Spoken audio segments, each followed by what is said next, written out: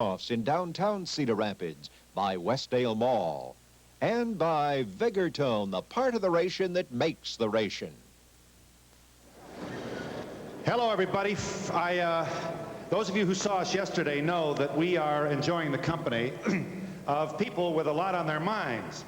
Here is this is the Five Seasons Convention Center, and I am pleased to greet you from Cedar Rapids, Iowa.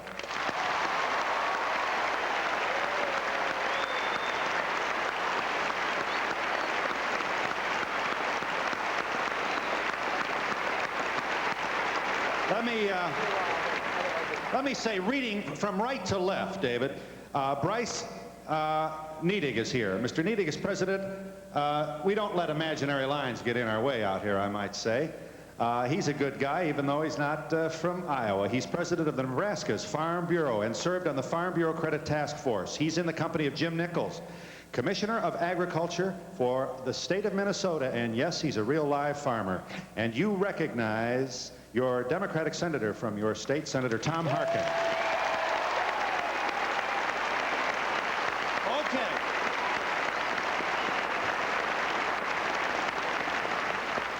I hold in my hand the 1985 Farm Bill. You get the Nobel Prize if you understand it. That's true.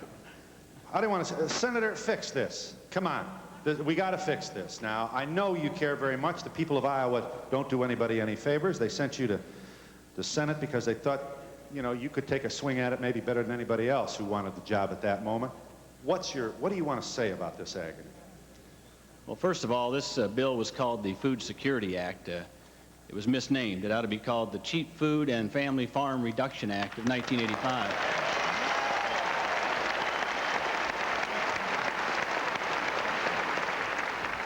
This farm bill is designed to do nothing less than to drive probably as many as 25 to as many as 40% of our farmers off the land within the next 5 years, concentrate land holdings, and to turn over our food production to the largest of all possible farmers. It really is. It is just a destruction of agriculture and rural America. It guarantees a certain price for a commodity. Crops, true? Yes. If the price falls below a certain level, this is so hard to explain.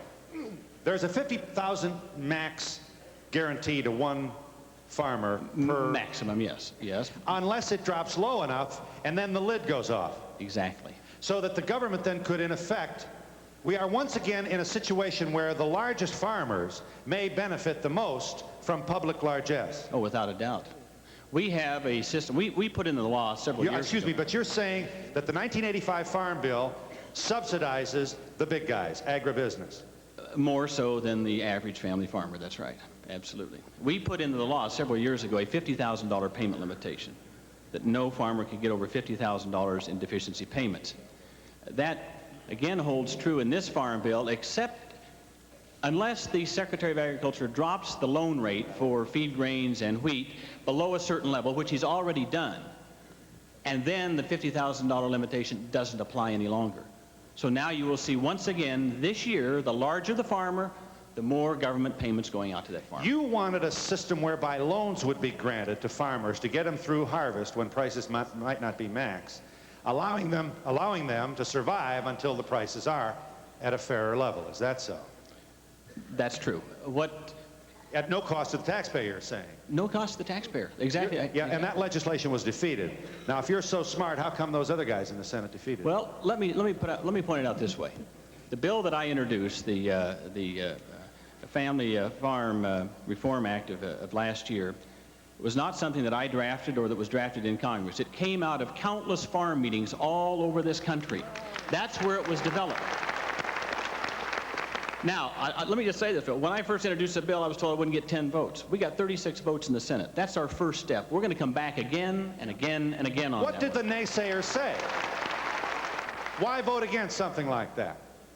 Why? Because they said that they didn't want to price us out of the world market. You know, they say, well, we get our prices too high and prices out of the world market. And then they say that, well, we have to go to this free market. We have to have a free market. A Darwinian kind of survival of the fittest, that's the way. A laissez-faire, yes. Get the government out of everything. Just let the farmers go out there and hang by themselves. That's basically what it is. And you also had someone in the Senate say, was surprised that every farmer would get an equal vote. That's right. Well, you mean he thought the larger farms? Yeah. The bill I offered would have permitted every farmer to vote in a national referendum, which is nothing new. Farmers have voted in other referendums. We had beef referendums and pork referendums and everything else. It would allow every farmer to vote in a referendum on whether or not they would have a supply management program which would allow them to market so much grain at a very high loan rate, not a target price, but a loan rate, which would have set the market price for that grain. Now, a senator sitting across the table from me said to me one day, and it's on the record, he said, do you mean to say that if a farmer farms 5,000 acres of land, he gets one vote, and a farmer that farms 300 acres gets one vote? And I said, yes. He said, that's not fair. And I said, yes, it is fair. Every farmer ought to get one vote, I don't care how big or small. That is one of the essence.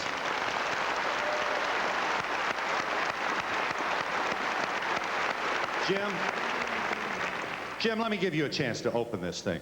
You were Commissioner of Agriculture for the state of Minnesota. How would you respond to the plea to fix this? Where do you start? We just completed in Minnesota a very exhaustive survey of the financial condition of our farmers. About a third of the farmers in Minnesota, over 30,000 farmers, will be eliminated in the next 2 years without some kind of a major change. And we're not guessing. We know exactly what their debt-to-asset ratio is. And even more importantly, Phil, the majority of the debt is concentrated in these younger, highly leveraged farmers who are good farmers. They didn't inherit a farm. They started in the 1970s when land was high-priced.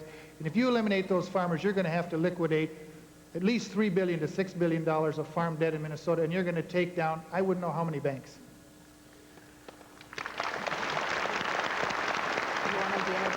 Bryce Neidig served on the Farm Bureau Credit Task Force. You were president of Nebraska's Farm Bureau.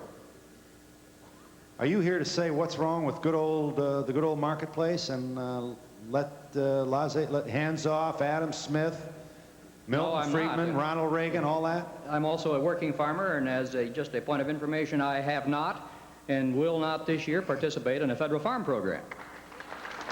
The idea that Senator Harkin espouses tends to and does lead toward a supply management concept, and I've heard said that we ought to be able to do that because that's what General Motors and John Deere does. Let me remind you, when General Motors and John Deere bring supply in line with demand, they shut down plants and lay off people. And that's exactly what we will do in agriculture if we pursue that course. Phil? Phil? What? I'm up here. Phil? Where are you? Here.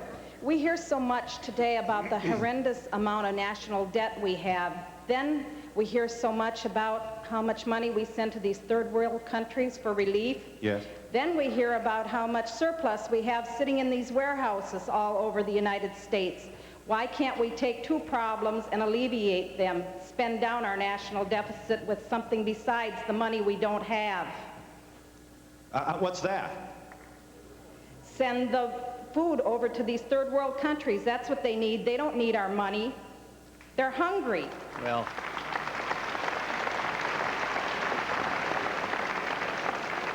I'm still not sure I understand how you get away with no government help.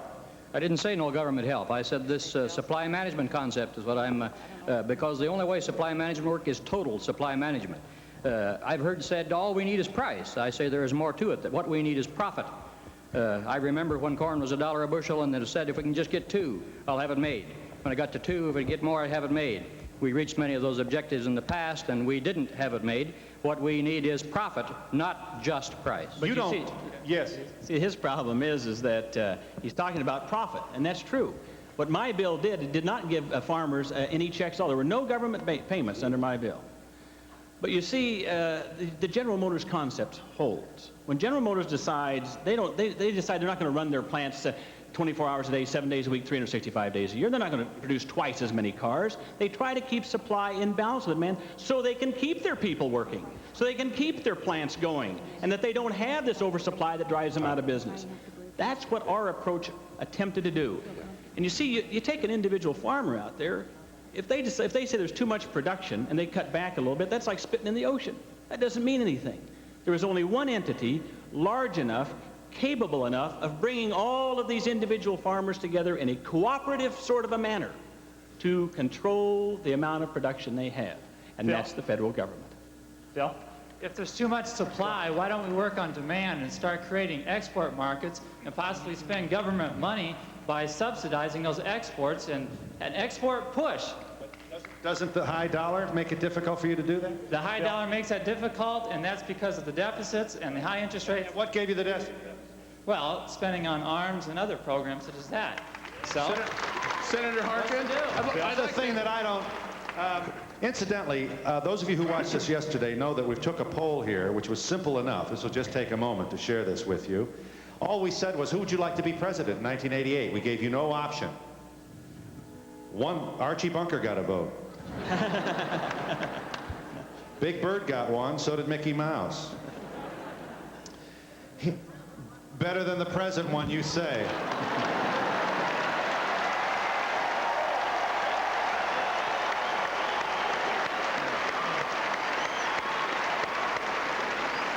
Here's here's the vote. Here's the vote. Now, obviously, we've got almost 10,000 people here, so it's clear that not everybody took part. In fact, most of you didn't. But here's what we got. And this was all write-in. Hart led your vote with 575. George Bush, the Vice President of the United States, 305. Lee Iacocca, 288, and Mario Cuomo, 218. We had 1,203 others. How does Democrat Tom Harkin read that? I could give a view of how I'd read that. Where are you? Right here. Yeah, how do you read that? Some of the things that Senator Harkin is saying here are things that, although the general public is not aware of them yet, some of us out here are beginning to learn them. And there are many things that we're trying to correct the information on to the general public. And I would just cite only one here as a prime example. We are running out of time. You wanted to make what point, sir? Yes. President Reagan, in his own farm bill, came out in favor of subsidies. The Farm Bureau has supported the subsidies. Senator Harkin has called for the elimination of subsidies. We have a program here for the American people, and yet most people in this country still believe, I think, that Senator Harkin's bill was a subsidy bill, and that's part of the public relations problem we have, because we're just family farmers and we're facing an agricultural industrial complex with a lot of public relations money. Senator, do you have any comment on this, the results of this very unofficial survey? One of the sad things I think about America today is that because of the way we run our political campaigns and the way we advertise on television and all the slick advertising and everything, that we have really divorced those who we elect to office from the policies that they enact. And it's really a sad thing. There is no political accountability any longer in America. I see people running for re-election to office today that have voted for every one of these programs that have decimated rural America, and yet they're very high in the polls, and people are going to re-elect them because there doesn't seem to be any accountability anymore. But here's a not unrepresentative group. I mean, you know, you get 10,000 people in one place in Iowa, you can figure you got yourself a pretty good idea of the way the energy is spinning here. And we have all kinds of naysayers. Ronald Reagan gets a boo, and George Bush winds up in second place on this poll. You know, you have to wonder.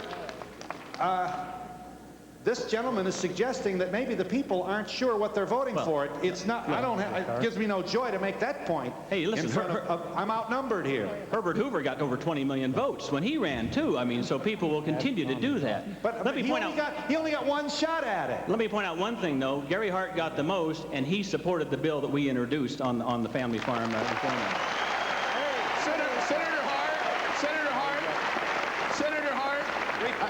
I think one of our problems is there's too many different farm organizations trying to cause diversity amongst us farmers. The farmers and the people, whether you're in town or not, need to work together and stick together. And all these different farm programs are trying to divide us. You think so?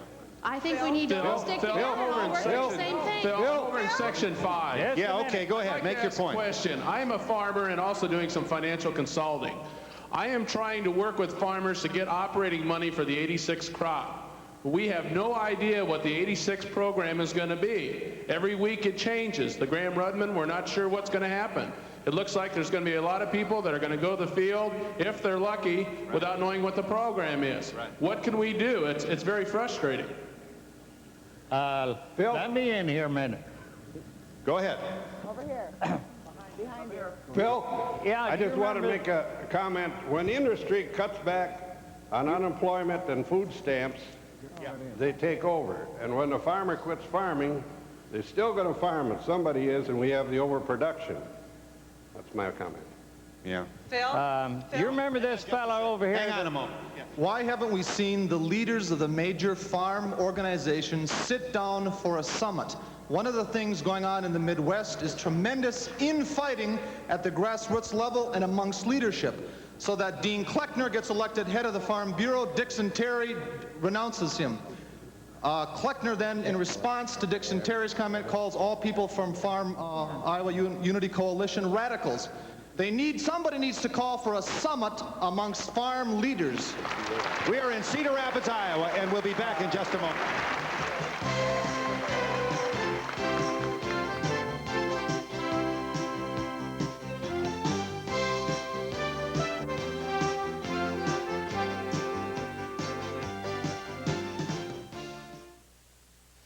The magnifying glass doesn't lie.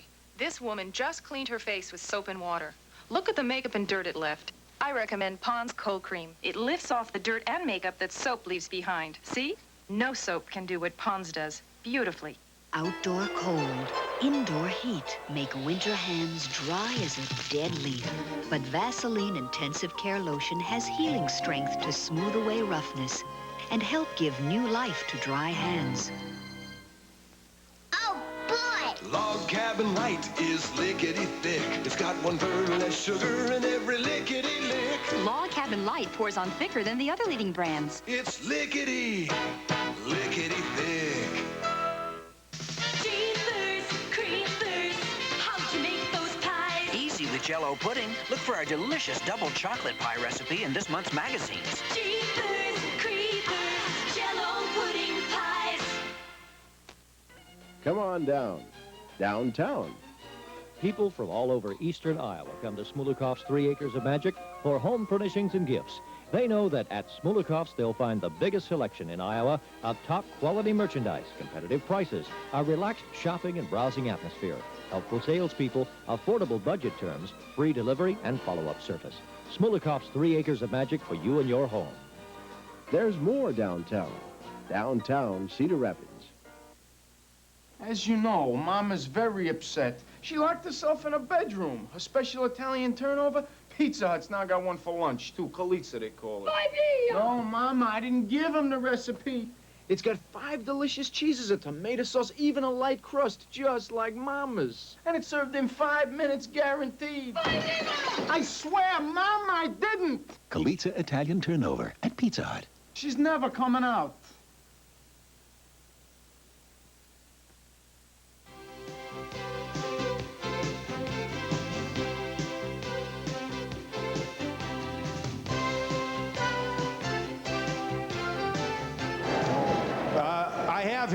You lost your farm. I lost my farm. May I have your attention for just one moment? How long ago did you lose your farm? Just this year. I bought in 1981. The worst time? Absolutely. What? How much did you borrow? May I ask? None of our business. Well, it was bought on contract, but I know what my interest was, and what I paid a year in interest the crop wouldn't even cover. My interest is over $55,000 a year in interest. On a principle of roughly just operating and farm payment. Yeah, but how much about? Oh, $350,000. And how much acres? 375 acres. And what did you farm? What kind of farm? It was grain farm, mostly grain. Some. They came with the guy roll up and did they auction off here? Not yet. They haven't gotten that far. I hope to. Yeah, you're a family guy? Yes, I am. You have children? Grown up, yes. Who do you blame? Well, I blame the Federal Reserve for a lot of it. You bet. Bill? Well, let's get back on some good solid currency. I'd like to ask Mr. Harkin up there, does our Federal Reserve borrow money, and why? Phil? Let's let the senator in here. Yes. Do you share his diagnosis here? Well, I do believe that the chairman of the Fed actually began back about 1980, took us off of a system that had worked quite well for us for 50 years. Yes, the Federal Reserve went on a monetary binge of controlling our money supply, and of course. But doesn't he have to control inflation? Isn't that the job? Yes, but... And didn't the stock market go through the roof? Mm-hmm. And aren't we rallying, and don't we have an increase in growth? I think the stock market is symptomatic of what's going on in this country right now. What is that? We got too many people making money on money, and not enough people making money on the basic things that we need.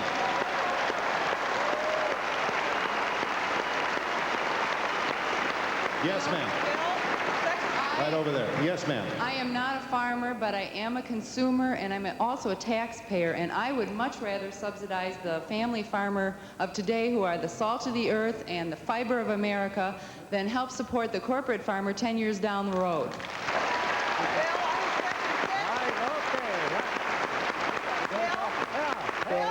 Over here. I think the first thing that we need to do is force the government to change their priorities. They're more interested in saving the cars rather than saving the family. Phil? Okay. Phil? Yes, go ahead. I'm from a small town, and I'm not a farmer, but I think that if the farmer goes down, the small town will go down too. Because most of the business in a small town, they employ local people. And if the farmer goes, the small town goes, and there are some more jobs gone. I know that. Hey, I'm a farmer. I want to talk. Yeah, but see, I don't want to. The American taxpayer does not want to pay for Norman Rockwell. The American taxpayer, I don't speak for all of them. And I'm not saying you're wrong. I think you got to be worried. The bigger the outfit, the less sensitive that outfit becomes to long-term values. They're worried about the next fiscal quarter. And it's true, huh? Isn't our American way to be sensitive to everyone's needs? I want to say something. Phil. What? Up in 16. All right, where are you? Go ahead. Right behind you. Here in the back. Yes. Right back here. Over here. I got the hand. I got you. Go ahead. Make your point. I'd like to know how the government can give billions of dollars every year to countries who don't intend to pay it back, and why they can't give it to the farmers at low interest who intend to pay it back. Because they've already given you more money than ever before in the history of the universe. And the taxpayer is saying, basta, enough. Enough. We are paying you to overproduce, and I'm tired of it. Now what do you say? Well, if they give it to us at low interest, they'd be getting it back. They're giving it to these countries who don't ever pay it back. Phil? Hey, Phil. Hang on a minute. I got a gentleman. I'm a Mississippi farmer, and I think You're a Mississippi farmer? How'd you get in here? we just worked our way in. But when they talk about the free market, if they let the thing be determined by the free market, it won't be 10% of us will survive.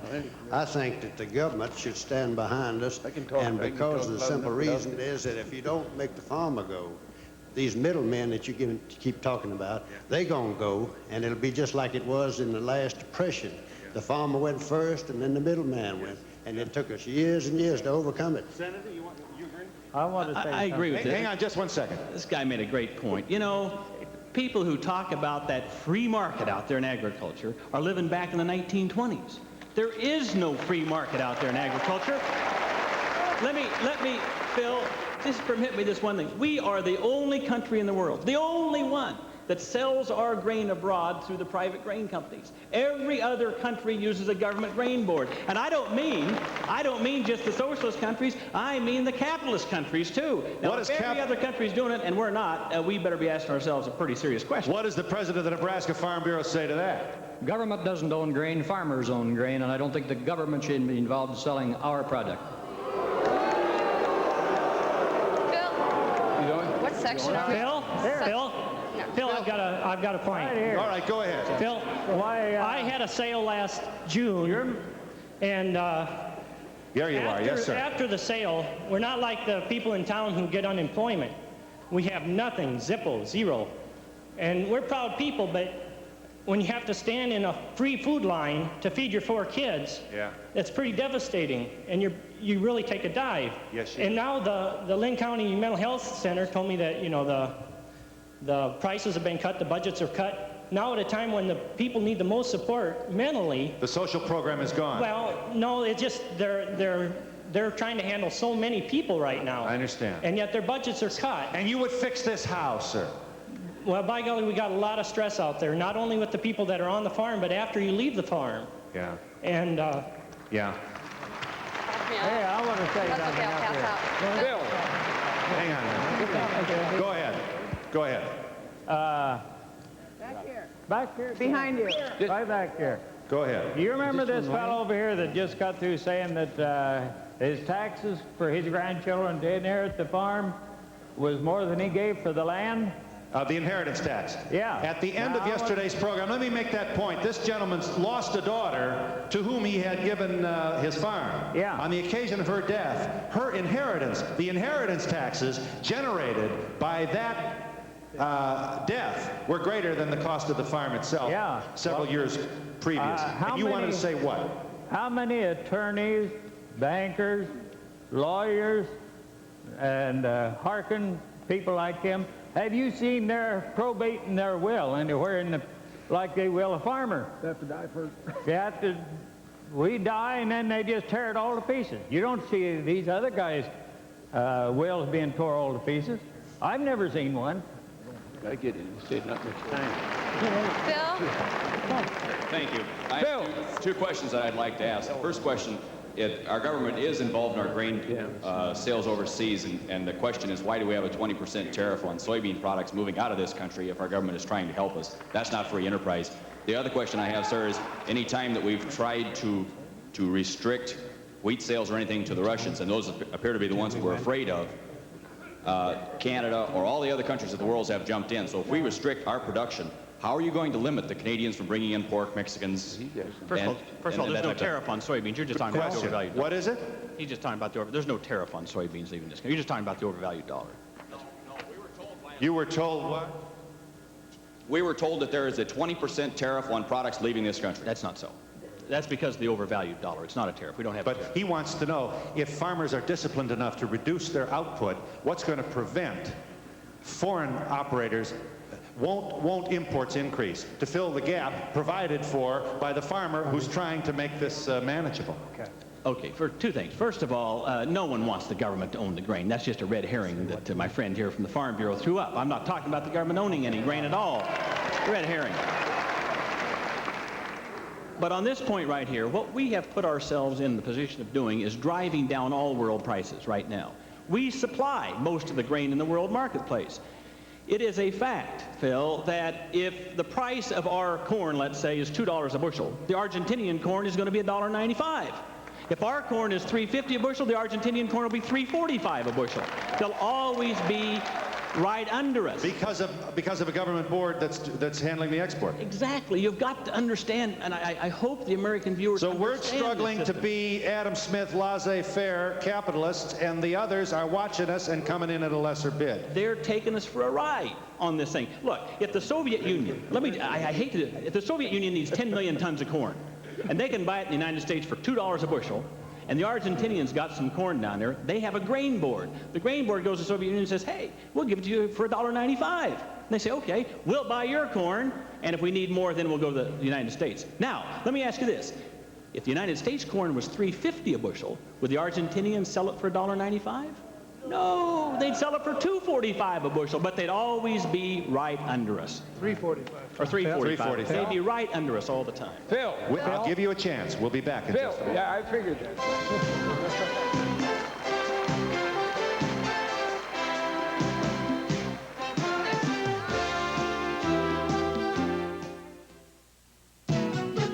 You got the style, you got the look you like, you got the taste.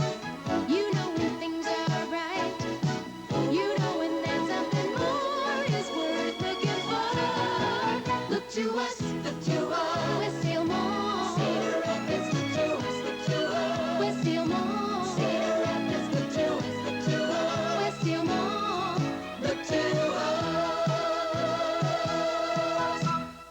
Let's move here when we retire. Maybe we'll buy this place. Could we? At Dubuque Bank and Trust, we've got the individual retirement account right for you. It takes experience and know-how to tailor-make a retirement plan. And at DB&T, we can design a plan for you. Still love me when I'm old and gray? Honey, you already are gray. The bankers to see are at DB&T. The cost of buying a new car or truck just went down at Bob Zimmerman Ford. 7.9% financing, and we'll make your first 2 payments. That's right, we'll actually write the check for you. 7.9 on selected Escorts, Tempos, Thunderbirds, Rangers, F-150s, all with no payments till May. Escort, $123 a month. Tough Ranger, $139 a month. Even Tempo, $149 a month. Imagine 7.9 direct from Ford, and we'll pay the bank. Don't miss no payments till May and 7.9. Now at Bob Zimmerman Ford. Your wedding day is the most important day in your life. Make it easier for your family and friends to give you the gifts you desire by registering with Smulikov's Bridal Registry. Smulikov's carries the finest in merchandise. Our trained bridal staff will help you select the china, crystal, hollowware, silver, accessories, and small appliances just right for your new life together. Smulikov's Bridal Registry gives you the opportunity to tell your friends and guests what you want and need in the nicest way. Takes the children, a fever takes a wife, and the drought takes the wheat, and the bills take the beans, and the Over here, please. Yes, Phil, I'd just like to say to the United States of America that I think that we all should stick together and have a nationwide protest. Have a one-day blackout across this country. Nobody work, nobody pay any taxes, nobody spend any money, nobody turn on their lights, and then see who's hurting. It won't be us, it'll be big business. Let's show them we got some power and go to the polls. Phil? I just want to say, in reference to the straw poll of yesterday, of 10,000 people, how many voted about it? Very few. I made And that. that's typical of a national election. Phil. We can't do anything. Phil. Yeah, what is it? I'm here to your left. Yeah, go ahead. Phil. All right, Phil, I would like to make Who's one got the mic? statement on Here. I would like to make Phil, one up here. Hold it just a second. over here to your left. Phil. I'd like to make one Let this gentleman on the floor make his point. one statement. We hear Hold it just a moment. Hold it. we hear This is the greatest that's happened to Iowa since the Pope was here, since you come. Thank you. But not much time, Phil. Yeah, you didn't flatter the Pope. Yes. I'm old enough to watch you every morning. Hold it just a moment, sir. We've got very little time, and there's a gentleman on the floor with a point to make, sir. Thank you, Phil. We continuously hear supply in this country. We import pork, we import beef, we import grain and milk to feed this country, and we still have hungry people in the United States. That is not surplus, that's food shortage. Thank you. Bill, we are the government.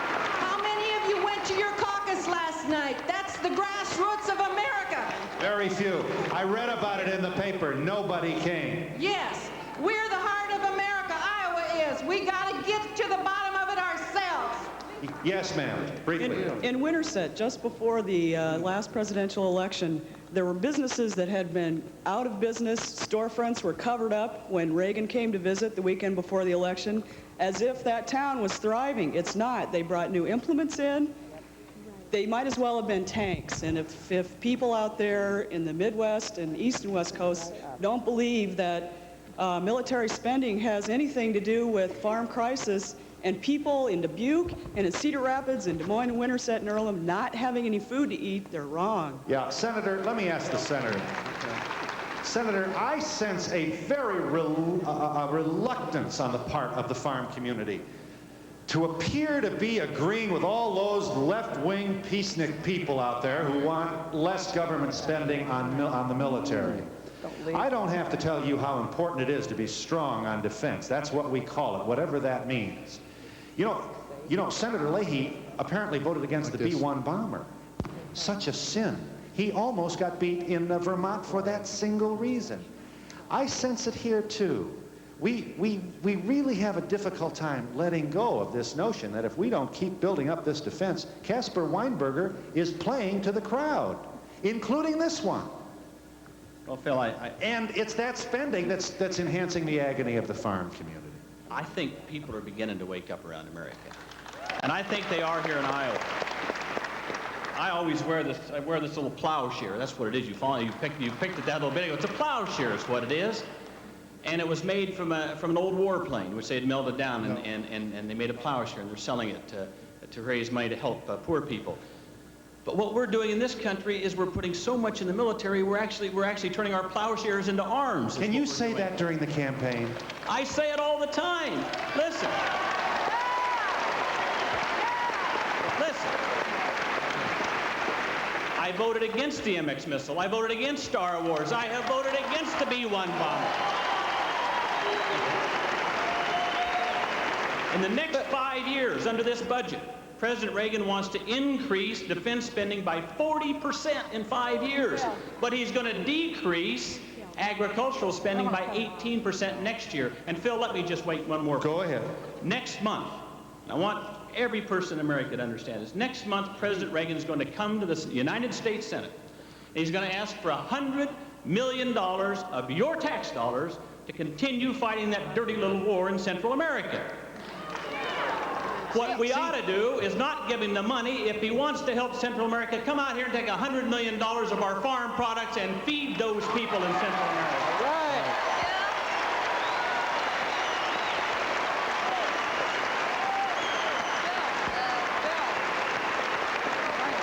Bill? I've got a comment, question. Bill, over here. Wait a minute. 016. Bill, hold it. Bill, hold it a minute. Over here. Bill, and the Russians are coming. They're coming to Nicaragua. That's first. Then the domino. And then you're not worried about that. No. Bill, I have a comment. Bill, hey. Come here. Yeah, go ahead. 016. Gorbachev has offered us a peace plan, and Reagan doesn't want to do it. He doesn't want to swallow his pride and swallow his Star Wars program. Why don't we go for peace? Why don't we start spending more money on the farmers instead of firepower? Hang on a minute. Bill, down here. I'm over here by the gentleman from the insurance company that professes to be a farm organization, and I'm here as a consumer. And I want to know what I as a consumer can do to keep you people on the farm, keep you involved in the production of food, so that the money that I spend on food does not increase in the same amounts that the money that I spent on gasoline did. I'll give you a chance to answer that question in just a moment.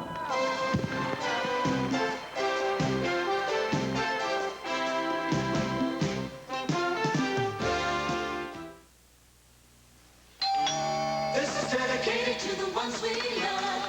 You know what your problem is, Eric?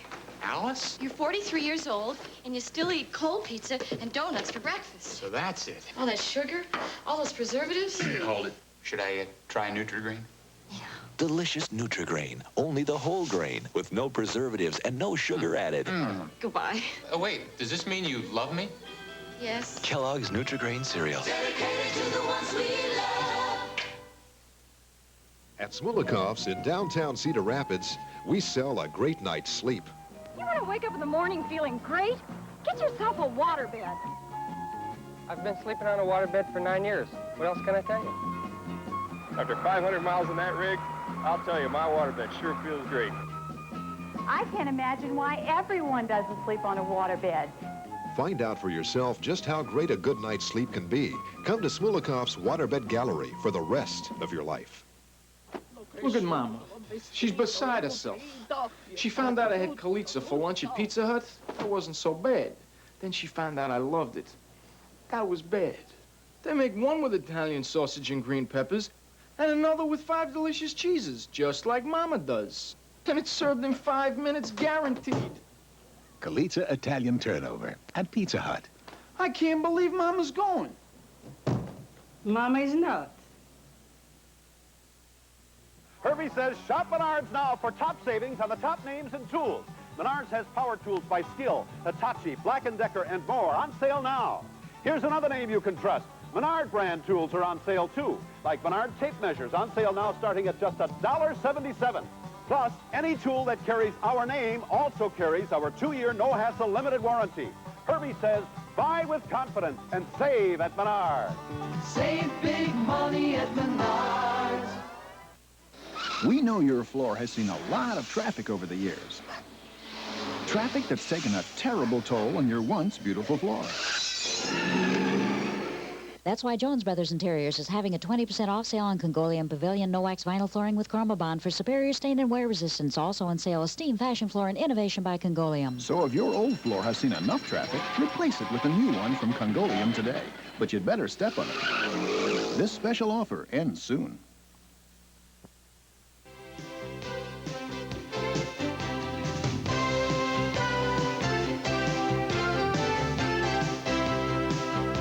Yes, you are FFA, is that so? Right. We're a member of the Future Farmers of America, and we're proud of that. You wanted to say what, very briefly? We're aware of the stressful situations and the fact that so many people read the newspaper about the farm crisis, but so many of them don't know what's going on. Like them. Who's them? The East Coasters, the West Coasters, only in Iowa and the Midwestern states, we feel it, but nobody else can seem to sympathize with us. You mean the big city jakes don't know what's going on? They think that food comes from the grocery store, not the farm. Bill? I like to say there's over 4,050 of us young Americans, and we believe there's a future in I hope you're right. I hope she's right, too. You know, the issue is how you convince those city folks that I'm we a city need... folk. Huh? I'm a city folk. I've never lived on a farm, but I raise horses and show them, and I know it there. Yes, sir. I got one thing to say. I farm, and when commodities, when you go to the store and everything goes up a little bit, they holler. But when they go to the liquor store, when liquor goes up, nobody hollers. Bill, you know what? Bill, you know, Bill, and you, wait a minute. Bill. And hold it just a second. You know which farmers are making the bucks today? Not me. You know what the crop is? Yeah. The crop that's making the money?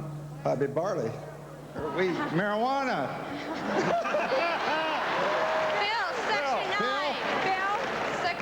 All of us did not get in our debt situation because of overspending on expensive land. It's here now. We need our debts restructured. We need our interest rates down. We need bankers that will work with us to get us out of this situation. The Commissioner of Agriculture in Minnesota is Jim Nichols, who's been run over here in Iowa. You haven't had a whole lot of chance. What is it, as you've been listening, what are you thinking? Right. We in Minnesota in our department deal with a lot of farmers who call up. I don't know how many thousand farmers call me because they're going broke. Farm stress. The greatest threat to this country is not the Russians that are coming that you're talking about. It's the destruction of the heartland within. There's an interesting history of the Roman Empire that everybody should read. They destroyed the Roman Empire by first destroying their farmers, and they did it with slave labor. They made the farmers compete against slave labor and imported grain. And in the end, they had nothing left for their country. The other thing, I work in market development, so we're talking about exports here. I want to go back to that. The major problem we're up against is the strong dollar. Your soybeans in Iowa today that sell for $5 cost your customer in Canada $7 and your customer in West Germany $9. You're not competing against another farmer. You're competing against that subsidy, and it's not a fair ground. Right. You talk about slave labor.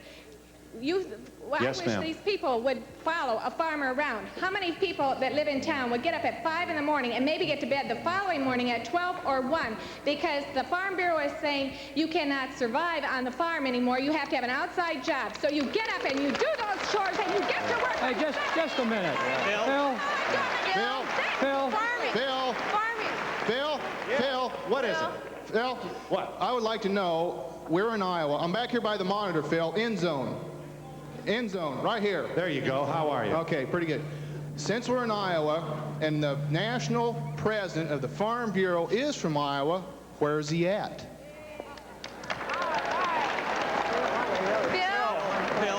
Phil, over here. Yeah. Here. Go ahead. Phil, Yeah, go ahead. You're up there. I think that one thing we're forgetting here is that we are the most productive people in the whole world. That's part of your problem. We are the only unit that buys everything at retail, sells it at wholesale, tries to make a profit. We can't look to the federal government for all of our answers. They can't even give us a farm bill in 18 months. We have to do things ourselves. Like what's the first thing we should do? We have to develop our own markets. We can't depend on the government to do that for us. All right. Phil, Senator, you wanted to make a point briefly. I just returned from a week-long trip to Japan. Here's a country, you know, everybody thinks about the Japanese, how efficient they are, and they are. They're very efficient people. They have half of our population, but they have twice the number of our farmers. That has to tell you something.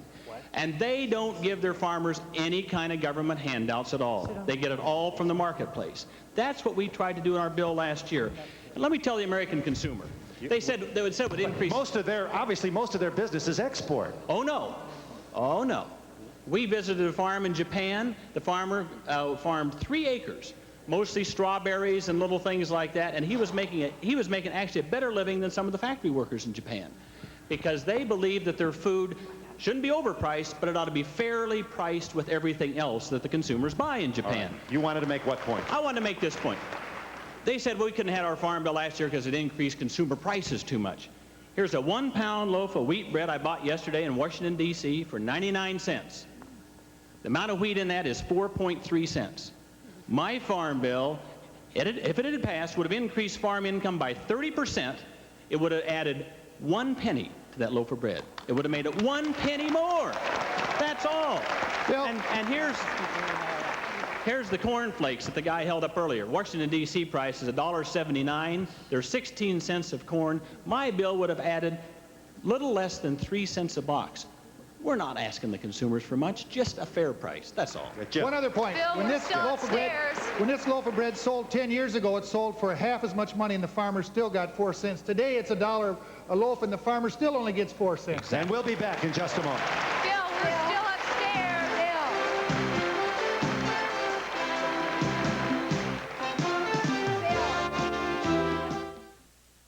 Decorating with the right carpet is so easy with carpet of DuPont Antron Nylon, America's most popular brand of carpet fiber. Whether you choose the enduring elegance of Antron, the stain protection and toughness of Antron Plus, or the luxurious softness of Antron Extra Body, decorating in great style is easy with carpet of DuPont Antron Nylon. All you have to do is pick the right one. Available at Smulikoff's, downtown Cedar Rapids. Gonna miss this place. Spent half my life here. But at least we won't have to worry about money. At Dubuque Bank and Trust, we're specialists in retirement planning, working hard to plan the retirement you want. Our retirement options even include trusted and self-directed IRAs. Well, I guess this is where the future starts.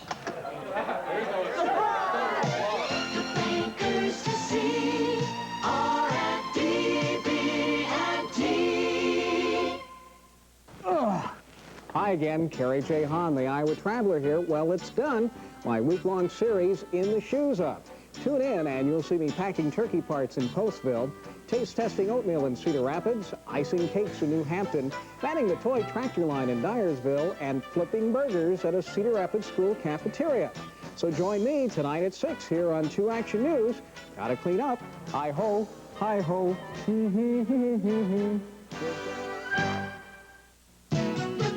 You got the style, you got the look you like, you got the taste. You know when things are right, you know when there's something more is worth looking for. Look to us, we're still more. Cedar Rapids, look to us, we're still more. Cedar Rapids, look to us, we're still more. Look to us.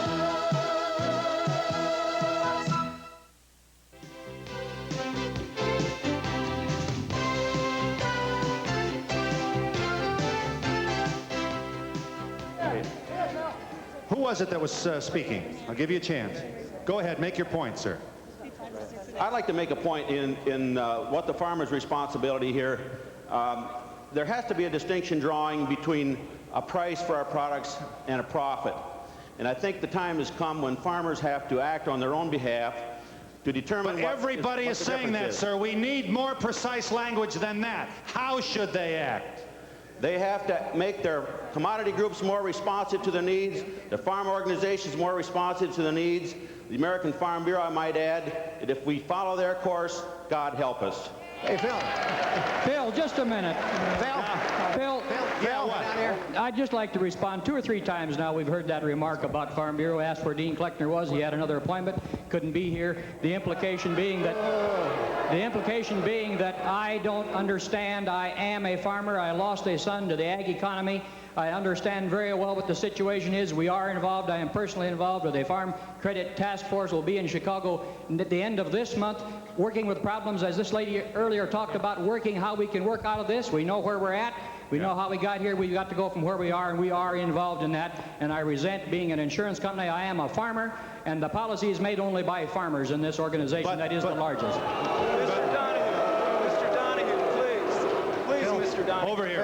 Bill. I'd like to ask the former American Farm Bureau president from the sunny shores of Hawaii why he feels there is not a farm crisis here. How can he tell the American people? I'm asking, yes, Yes. The former American Farm Bureau president is in Virginia, as near as I know. I can't answer. Well, but let's not miss the point here. Here we have evidence of just one of the internecine conflicts going on within a community that if it ever needed togetherness, it's now. Now, but you know, can't we fix this first? If we don't fix this internal problem first, how in the world can you expect to get any attention from the movers and shakers? Phil, let me read you a quote from the new president of the National Farm Bureau, Dean Kleckner, who's from Iowa. He said, and here's the quote, "So however we get it done, we have got to figure out how to grow corn in Iowa for $2 a bushel." There you go. And Phil, at that point in Minnesota, it would cost us $3.40 to raise a bushel of corn. Nobody can grow corn for $2. If Phil, I tell you what, I just like to ask any farmer, if I gave you the land, just gave it to you, could you raise it for $2 a bushel? Mr. Donahue, please. Yeah, does the falling oil price, certainly that, you know, it's a shame that's happening at a time when you are least capable of exploiting it. Bill, I'd like to address Senator Harkin. Yeah, go ahead. Your bill would have us grow less corn in a hungry world, when in the last year 10 million people have starved in northeastern Brazil, when people are starving in sub-Saharan Africa.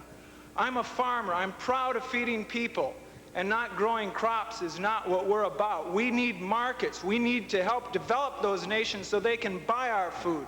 No, we don't need to not grow and not be farmers. Hey, over here, please. You haven't read the new farm bill that was just passed. They're the ones that are cutting down, but they're doing it in a way that the big farmers are making it.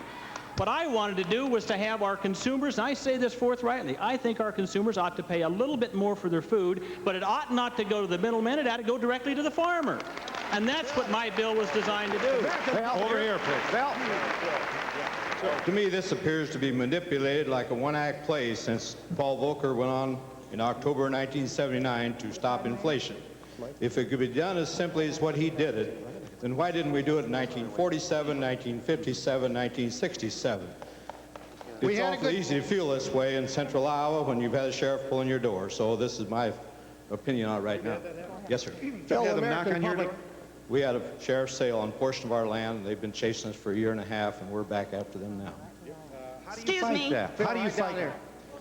Well, you have to do a lot of sorting for attorneys, and you have to find some of the weaknesses in the situation and so forth. You also have to keep your spirit up and keep on doing the things you knew how to do when you were young, and get up every morning before breakfast and go back at it. Do you think this will rally? Are we going to come back? I mean, will the family farm survive? I'd like to know who's growing that grain in Argentina. And I'd like to know, where is John Deere's building their tractors now? They're taking them to third world countries because the labor is cheap. If we let them break the farmers and we let them break the unions here, the same thing will happen. Back in a moment. Phillips Lax Caps or chocolated X-Lax both have the same effective laxative, but Lax Caps has a gentle softener. Lax Caps or X-Lax, for easy relief, it's your choice. Phillips Lax Caps, easy does it. Tuesday, Timmy had a fever. I didn't feel so good. The doctor recommended Children's Panadol. Because I'm a children. Children's Panadol, aspirin-free, alcohol-free, sugar-free, with the kind of relief pediatricians recommend. I feel better now. See? My husband, Alex Karras, with a testimonial for Lazy Boy chair. He's saying his Lazy Boy recliner knocks him out. He's comfortable knowing a genuine Lazy Boy chair has over 50 years of quality built in. And he says Lazy Boy is the original recliner, with features still unmatched today. Lazy Boy, there's only one. Unless, of course, you count Alex. That's cute, Susan. Save now on a Lazy Boy at Smulikoff's in downtown Cedar Rapids. You got the style, you got the look you like, you got the taste. You know when things are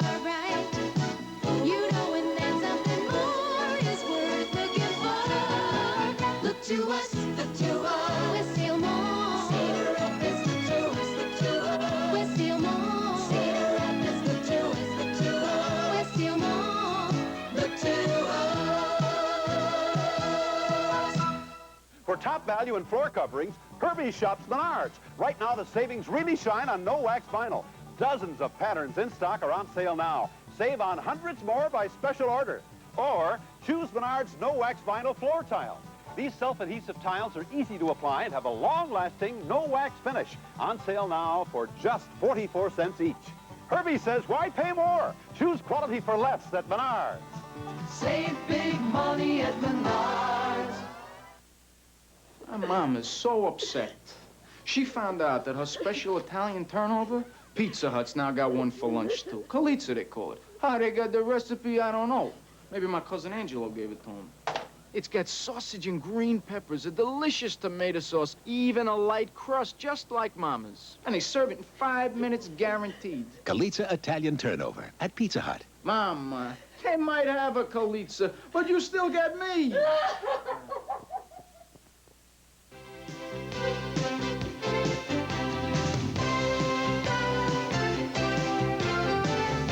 Back alive.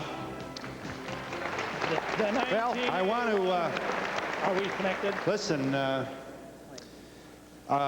first of all, believe how grateful we are for your participation. We appreciate how frustrating it must be to have so much in your soul and not have an opportunity to offer your own opinions on this.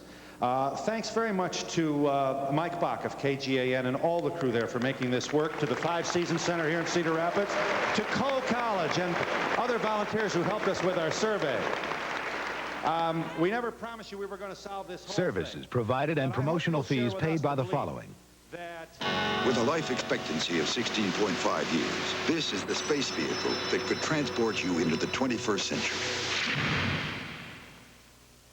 Use quality True Test Easy Care paint for Easy Does It painting in 3 finishes and many decorator colors from True Value hardware stores and home centers. While in Iowa, accommodations have been provided for Donahue staff and guests at the beautiful Stouffer Five Seasons Hotel atop the Five Seasons Center in downtown Cedar Rapids.